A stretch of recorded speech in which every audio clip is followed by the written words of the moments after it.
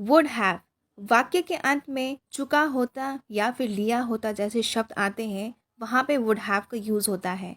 यानी in present time में आप व्यक्त करते हैं, एक्सप्रेस करते हैं पिछले दिनों के किसी भी कार्य को कर पाने की संभावना को, जैसे काश ये मैं कर लिया होता या फिर इस काम को मैं कर चुका होता।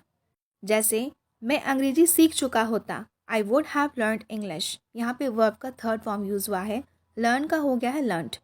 मैं वहाँ जा चुका होता, I would have gone there. मैं उसके साथ वहाँ जा चुका होता, I would have gone there with him.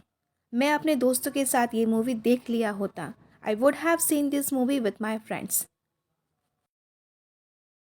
Could have इसका अर्थ है कोई भी काम को कर सकता था लेकिन XYZ किसी रीज़न से नहीं कर पाया।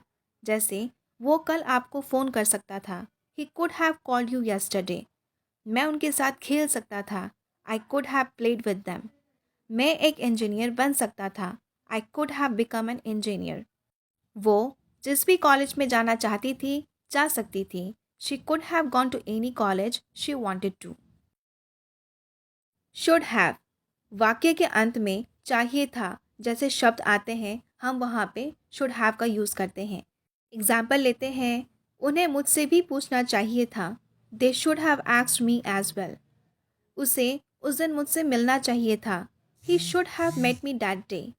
मुझे अपनी गलती मान लेनी चाहिए थी, I should have accepted my mistake. मुझे उनके साथ जाना चाहिए था, I should have gone with them. Plus यहाँ पे वर्ब का थर्ड फॉर्म यूज़ हुआ है, जैसे आस्क का हो गया आस्क्ड, मीट का हुआ मेट, एक्सेप्ट का हुआ एक्सेप्टेड, गो का हुआ गॉन।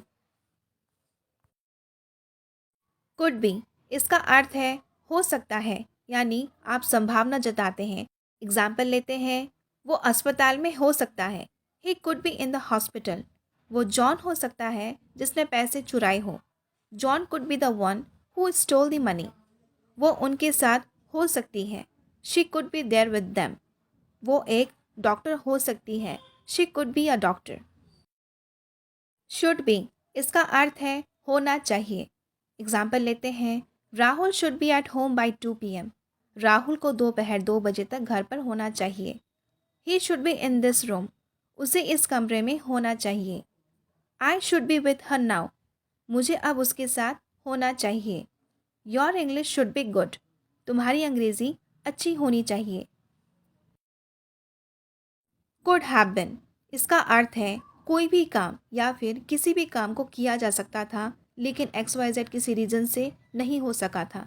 जैसे I could have been sent to hostel. मुझे हॉस्टल भेजा जा सकता था। यहाँ पे वर्ब का थर्ड फॉर्म हुआ है, सेंड का हुआ है sent. We could have been told about this. हमें इस बारे में बताया जा सकता था। We could have been informed. हमें सूचित किया जा सकता था। I could have been asked about this. मुझे इस बारे में पूछा जा सकता था। शुड हैव बिन इसका अर्थ है होना चाहिए था।